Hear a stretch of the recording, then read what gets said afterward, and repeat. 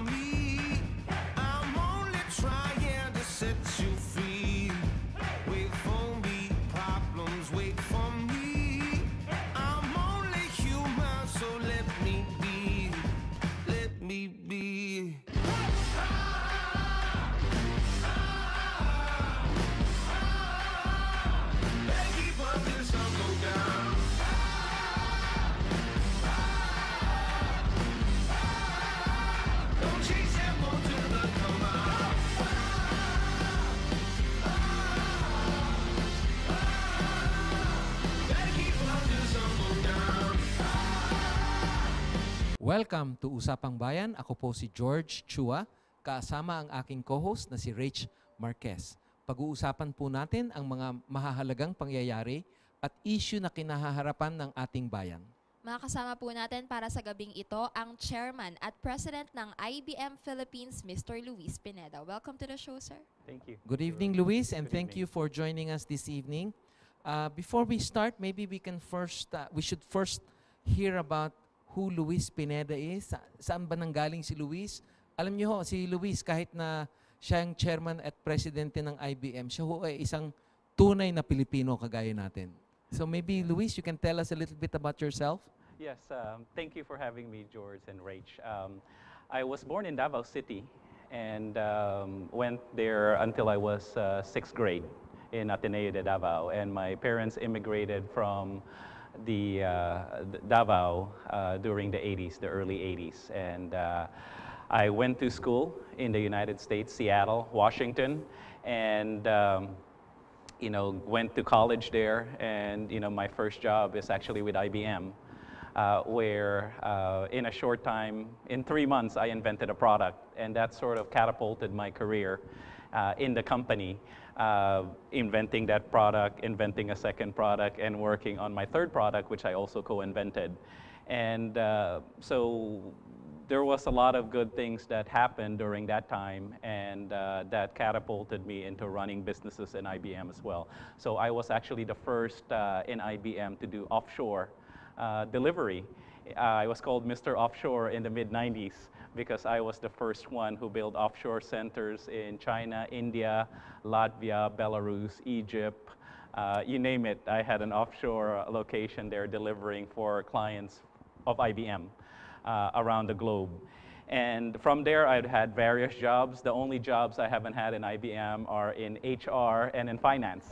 But everything else I've done in the company. So that really greatly positioned me for this role running IBM in the Philippines. And what an exciting time here in the Philippines. And I'm very happy. Marunong pa ako mag-Tagalog, kabalo pa Bisaya. So very Filipino still. And happy to work in the country I was born in. So, alam niyo po, si Luis ho ay isa sa pinakamataas na Pilipinong may katungkulan sa isang iconic American brand which is IBM, which shows that kung kayo po ay magaling, wala hong glass ceiling sa mga American companies, no? Dahil kasi ang kumpanya nila ay driven by meritocracy, is that right? Correct. And also, maybe I should like to add that Luis is also a certified pilot. Correct. He flies. And he's also a member of the Vespa Club of the Philippines. And we're going to a big ride tomorrow in the North Loop, which will travel more than 1,000 kilometers. So, Luis, can you just tell us a little bit about IBM's history in the Philippines now? Yes, IBM has been established here in the Philippines in 1937. So 80 years, we celebrate our 80 years of existence here in the Philippines actually this year, a very big year for us. Globally, we're 106 years old, so quite a historied company. And the reason for that success is we constantly transform, right? That's really the secret. If you look at companies that was started in, even in 1937 or 106 years from now, right? A lot of them don't exist anymore. They're dinosaurs, right? And our secret is really innovation from the Manila Clock Tower, which actually IBM put up. A lot of people don't know that. In the City Hall. Wow. Right, that clock is to this day maintained by IBM. So one of the tenets of going with IBM is we never let you down, right? We will be behind the things that we build and make, right? Since 1937 in the case here in the Philippines.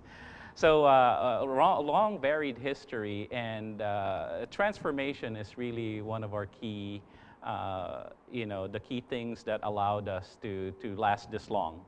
And from building clocks to building cheese slicers and meat slicers. And a lot of people don't know IBM used to build cheese slicer, meat slicer. They're considered business machines, right? That's why the name IBM Business Machines. And from typewriters to calculators we used to build. We don't do that anymore. We've transformed many times since then. We don't sell we don't sell PCs anymore. We don't make what do you call this, typewriters or tabulating machines anymore. But what we do today are a lot different than what we used to do. We are a big services company. We build data centers. We run IT shops for clients. We also have a big software business. End-to-end software from analytics to cloud to mobility to collaboration. And we also have a big hardware company still where we focus on mid-range system as well as high-end mainframes. And we also have a global financing company. So clients that really need to finance their IT needs because they have a cash flow issue or they want to use their money someplace else, we do have a facility to let clients purchase their IT needs today and pay us on a monthly or installment basis. Sir, you've mentioned you've been here in the Philippines for the last 80 years. Can you give us a picture of your workforce? Yes. I'm not supposed to quote numbers because that's company policy, but if you look at ASEAN, we're half the ASEAN population, right? So that's the IBM population in Indonesia, Thailand, Singapore, Malaysia, Vietnam, all combined, we're half the population. So quite a big operation here in the Philippines. This is a very important country for IBM. We have not only a local business servicing local clients, we also have a big global business serving international clients from Europe to Japan to all parts of AP and the United States. Since you've mentioned that already, sir, na malaki po yung population nyo dito sa Pilipinas, what do you think are your contributions to the Philippine economy? Yeah, quite a lot of contributions. Some of the obvious one, employment, right? Big workforce here, as well as a lot of givebacks to, sort of helping the socio-economic situation here in the Philippines. So one of the things, one of the actually a world-renowned program that IBM has is called our Corporate Service Corps. What it is really the Peace Corps, if you will, equivalent from a corporate perspective. So we send teams of people from around the world tackling a problem here in the Philippines, for example. And we've had 17 teams over the last few years come here working with government on issues such as disaster management and preparedness, the weather situation here, right? Weather forecasting, getting more accurate weather, agriculture, right? Getting more crop yield, things like public safety and security. So those are the things, the big things we tackle, and we do it, because we are part of the community, right? And we do have to, be responsible as a part of the community here to give back and really contribute to the society and the community that we live in. Sir, since you've already mentioned that you're doing corporate social responsibility, is there anything that you would want to ask for the government in return for all that you've done for the country, or nothing? No, we don't do this because we want really a return, right? It's I think part of our DNA. IBM is in 179 countries across the world, and this is what we do everywhere. Some countries more than others. For example, in the Philippines, we've had more corporate service corps than any other country. We've been lucky to have that kind of support from IBM headquarters in sending those people here in the Philippines. And part of the reason why we've been such a big recipient of the corporate service corps is we actually do something about, our recommendation. The Philippine government does execute on it, and we do have active participation from the Philippine government. That's why we keep doing it, and we'll keep doing it for the foreseeable future. Well, at this point, we need to have a station break. Sa amin pong pagbabalik, makakasama pa rin natin ang IBM Chairman and President, Mr. Luis Pineda. Please stay tuned.